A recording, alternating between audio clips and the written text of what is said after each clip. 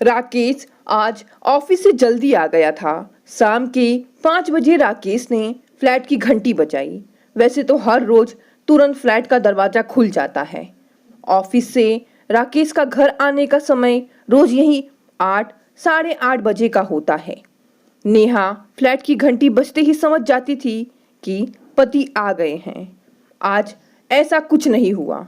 दरवाजा नहीं खुला। राकेश ने फिर से घंटी बजाई।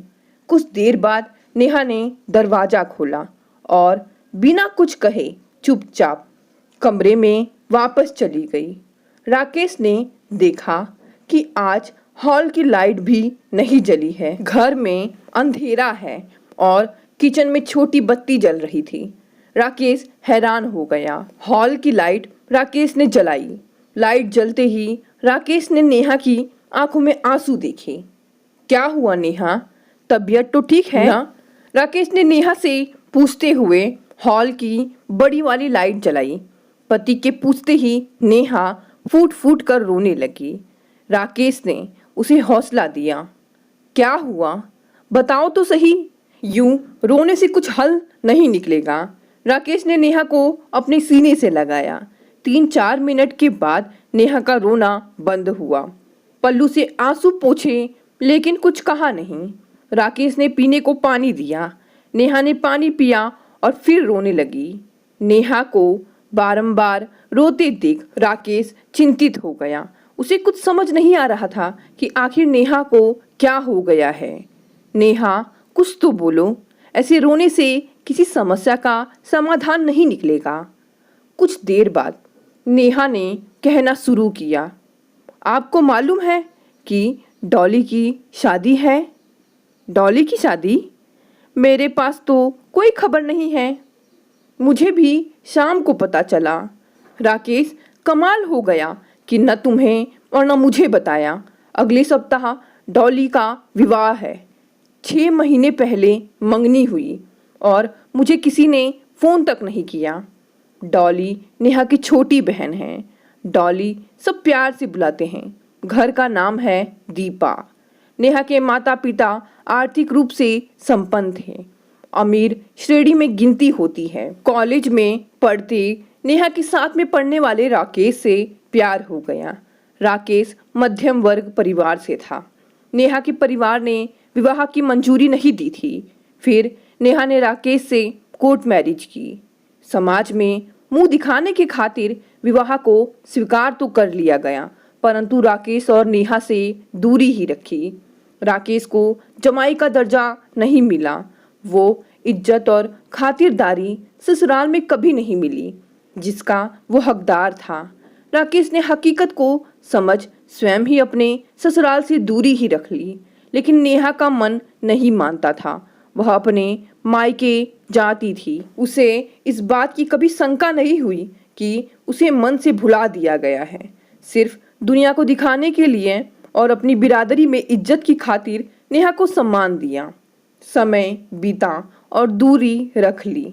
राखी और भाई दूज के त्यौहार में भी सिर्फ औपचारिकता ही होकर रह गए।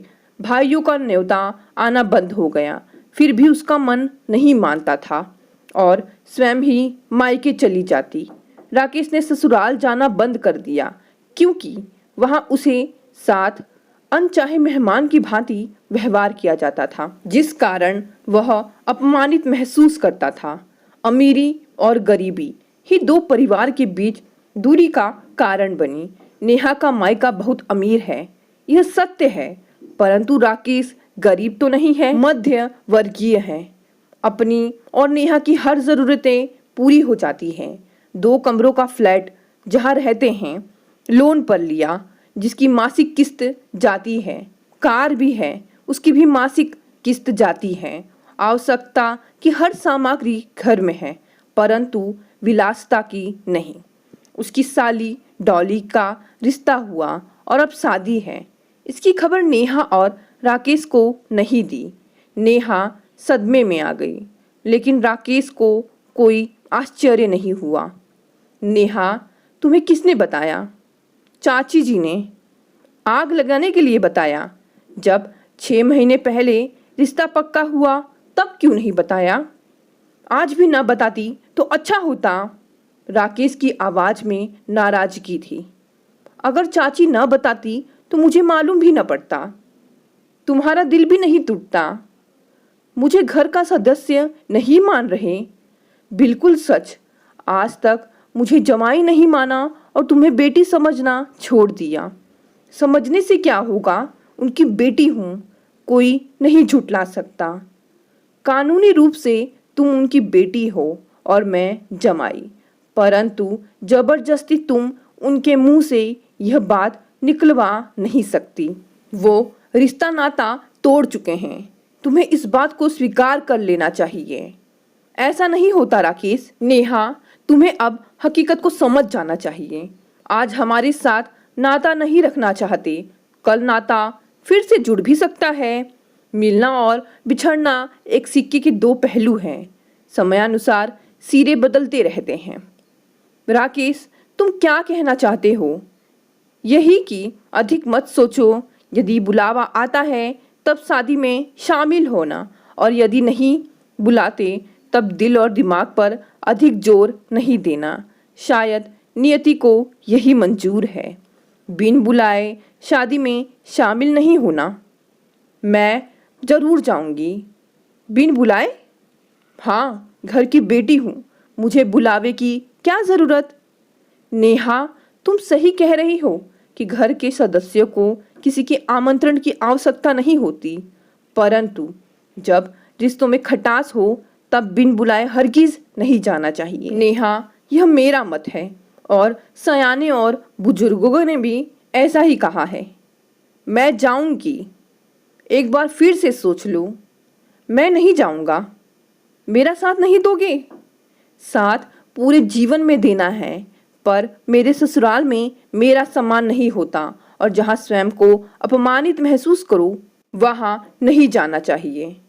क्या मैं अकेली जाऊँ? मैं अब भी यही कहूँगा कि जब तक न्योता नहीं आए जाना मत। तुम्हें सती की कथा तो मालूम ही है। कौन सी कथा? जब दक्ष ने यज्ञ आयोजित किया तब उसने अपनी पुत्री सती और जमाई शिव जी को आमंत्रित नहीं किया, क्योंकि शिव जी को कभी मन से सती का पति स्वीकार नहीं किया। मुझे भी तुम्हारे माता पिता ने आज तक जमाई के रूप में स्वीकार नहीं किया है। सती यज्ञ में जाने की आतुर थी, जैसे तुम हो। शिव जी ने सती को मना किया, जो मैं कर रहा हूँ। मैं जाना चाहती हूँ। यदि सती की तरह तुम भी जाना चाहती हो तो मैं नहीं रोकूंगा। दक्ष ने सती और शिव जी का अपमान किया जब सिंहासन रखा था, लेकिन शिव जी के लिए कोई सिंहासन नहीं रखा। सती अपमानित हुई और अग्निकुंड में अपनी जान दे दी थी।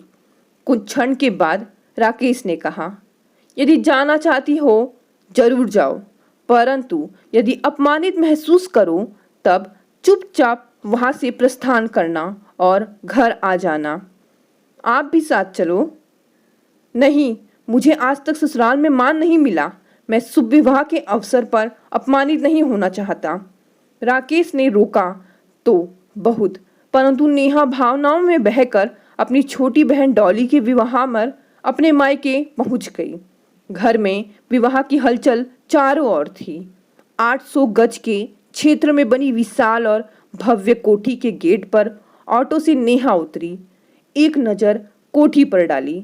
चारों ओर जगमगाती बत्तियों के बीच छटा निराली ही थी। होठों पर हल्की सी मुस्कान आई और ऑटो वाले को किराया दिया।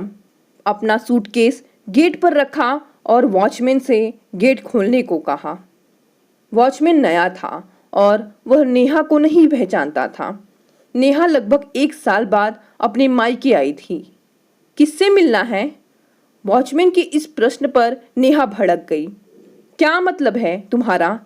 अपने घर में जाने के लिए मुझे किसी से पूछना होगा? चलो सामान अंदर पहुंचाओ और गेट खोलो। मैं आपको नहीं जानता। आप नाम बताएं और किससे मिलना है? कोठी के वॉचमैन का उसे रोकना और उसका नाम पूछना नेहा को अपमानित कर गया। उसने स्वयं ही कोठी का गेट खोलने लगी और गेट को धकेलने लगी। वॉचमैन ने नेहा का हाथ पकड़ लिया और गेट नहीं खोलने दिया। नेहा वॉचमैन के रवैये पर हैरान हो गई। कुछ पलों तक नेहा चुपचाप वॉचमैन को घूरती रही, फिर सूटकेस हाथों में लिया और दरवाजे को खोल अंदर गई। उसी समय उसके माता पिता और चाची बाहर आए। BMW कार जाने के लिए तैयार खड़ी थी। ड्राइवर ने कार का गेट खोला। नेहा के माता पिता ने नेहा को देखा और अनदेखा कर कार में बैठ गए। चाची नेहा के समीप आई और तीखे स्वर में बोली, नेहा तुम यहाँ क्यों आई? चाची, डॉली मेरी छोटी बहन है, उसकी शादी में आई हूँ। जब तुम्हें बुलाया ही नहीं तब क्यों आई? आपने ही तो शादी का बताया था। मैंने तुम्हें बताया था, कोई आमंत्रण नहीं दिया था। बिना आमंत्रण किसी के विवाह में सम्मिलित नहीं होते, यह तो तुम्हें मालूम होगा। क्या अपनों को भी आमंत्रण की आवश्यकता होती है? नेहा, जब तुम्हारे पापा नहीं चाहते, अब तुम वापस चली जाओ। चाची, तुम्हारे कहने से तो नहीं जाऊंगी, मैं पापा से बात करती हूँ। इतना कहकर नेहा कार की ओर बढ़ी। नेहा रुको, आगे आने की कोई ज़रूरत नहीं है। जब हमने तुम्हें नहीं बुलाया तब शादी में आने की कोई ज़रूरत नहीं है। पापा क्यों? मुझे पसंद नहीं कि इस शादी में तुम अपनी गरीबी सबके सामने दिखाकर मेरी नाक कटवाओ। डॉली की शादी हमारे से भी ज़्यादा अमीर खानदान में हो रही है। शादी के समारोह में शहर के क्या, देश के अमीर व्यापारी, उद्योगपति और सरकारी अधिकारी उपस्थित होंगे। उनके सामने मैं तुम्हारे फटीचर पने की नुमाइश नहीं करना चाहता। मैं नहीं चाहता कि किसी को भी भनक लगे कि मेरी लड़की 2 कमरे के टूटे फूटे फ्लैट में रहती है और मेरा जमाई छोटी मोटी नौकरी करता है। इसलिए डॉली की शादी में कोई जगह नहीं है। क्या आपकी नज़रों में सिर्फ रुपया पैसा ही सब कुछ है? रिश्ते भी रुपए के तराजू में तूलते हैं। लड़की भी पराई हो गई। तुम हमारे लिए तभी पराई हो गई थी जब तुमने 2 टके के छोकरे से शादी कर हमारे मुंह पर कालिक पोती थी। यह तुम क्या जानो कि हमने अपमान का घूंट कैसे पिया था। जितनी तनख्वाह राकेश को मिलती है ना, उससे ज़्यादा के नौकर मेरे ऑफिस में धक्के खाते हैं। नेहा, तुम्हारा और हमारा कोई मेल नहीं, अब रास्ते से हट जाओ। हमें डॉली की शादी की शॉपिंग पूरी करनी है। इतना कहकर पापा ने ड्राइवर को कार चलाने को कहा और खिड़की के शीशे बंद कर दिए। कार चली गई। नेहा चुपचाप कोठी के बाहर फुटपाथ पर गुमसुम बैठ गई। वॉचमैन ने नेहा से माफ़ी मांगी क्योंकि वह पहचान नहीं सका। तुम्हारा कोई कसूर नहीं, तुम अपना फ़र्ज निभा रहे थे। कहाँ जाओगी बहन? वॉचमैन के मुंह से प्यार भरा बहन शब्द सुनकर नेहा की आंखें भर गई। माता पिता ने नाता तोड़ दिया और एक मामूली सा इंसान इंसानियत का आदर्श बन गया। ऑटो, नेहा ने हल्के से सिर्फ इतना ही कहा। वॉचमैन ने एक खाली जा रही ऑटो को रोका। नेहा ऑटो में बैठी। घर पहुंचकर राकेश के सीने पर अपना सर टिका दिया। राकेश ने नेहा को बाहों में लिया। राकेश, मैं तुम्हारे साथ रहकर बहुत खुश हूँ। अब मैं कभी अपने मायके नहीं जाऊंगी। और नेहा के आंखों से आंसू बह निकले। दोस्तों, कहानी यहीं समाप्त हो गई। कहानी पसंद आई तो इसे लाइक और शेयर करें और कमेंट भी ज़रूर करें। साथ ही साथ नए हैं तो चैनल को भी सब्सक्राइब कर लें। धन्यवाद दोस्तों, मिलते हैं अगली कहानी से।